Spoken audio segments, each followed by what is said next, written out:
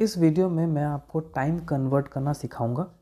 तो step by step आगे बढ़ते हैं। तो सबसे पहले मैं आपसे कहना चाहता हूं कि आप इस वीडियो को अंत तक देखिए, यानी लास्ट तक देखिएगा, स्किप मत कीजिएगा।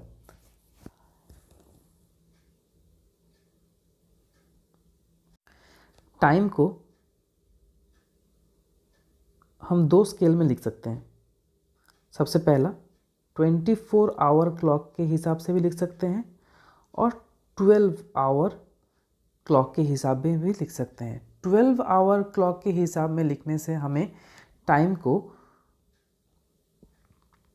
दो हिस्सों में देखना पड़ता है। जैसे कि दोपहर के 12 बजे से पहले तक का जो टाइम है उसे हमें AM के हिसाब से देखना पड़ता है, और रात के 12 बजे से पहले तक हमें PM के हिसाब से देखना पड़ता है। AM stand for anti meridian, PM stand for post meridian. For example मान लीजिए कि आपसे कहा गया है कि 7:50 PM, और इसे आपको कहा जा रहा है कि आपको आवर में कन्वर्ट करना है। तो आपका आंसर आएगा 1950 आवर्स।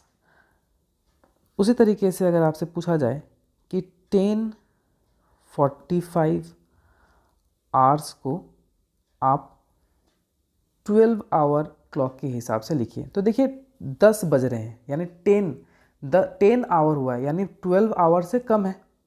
तो ये AM है, क्योंकि 12 के बियॉन्ड जाएंगे तो PM हो जाएगा। तो यानी 10:45 आवर है, तो इसे हमें कैसे लिखेंगे? 10:45 AM। उसी तरीके से अगर आपसे पूछा जाए कि 16:20 आवर्स को 12 आवर के क्लॉक के हिसाब से हमें लिखना है, तो इसका आंसर आएगा 4:20 PM। तो यहाँ तक सभी को समझ में आ गया। अब हम आगे बढ़ते हैं। इस क्वेश्चन में जैसे पूछा गया है कि a train reached at New Delhi railway station at 4:45 PM। शाम के 4:45 में train New Delhi railway station पर आ पहुंची है। What is the time in a 24 hour clock? यानी ये 4:45 PM को हमें 24 आवर में कन्वर्ट करना है। तो जैसे कि आप देख पा रहे हैं PM है, यानी पोस्ट मेरिडियन है, तो ये 12 नून को क्रॉस कर चुका है।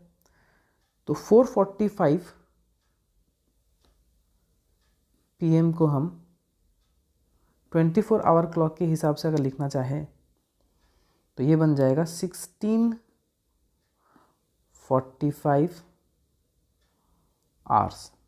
आप इसे इस तरीके से भी लिख सकते हैं, 16:45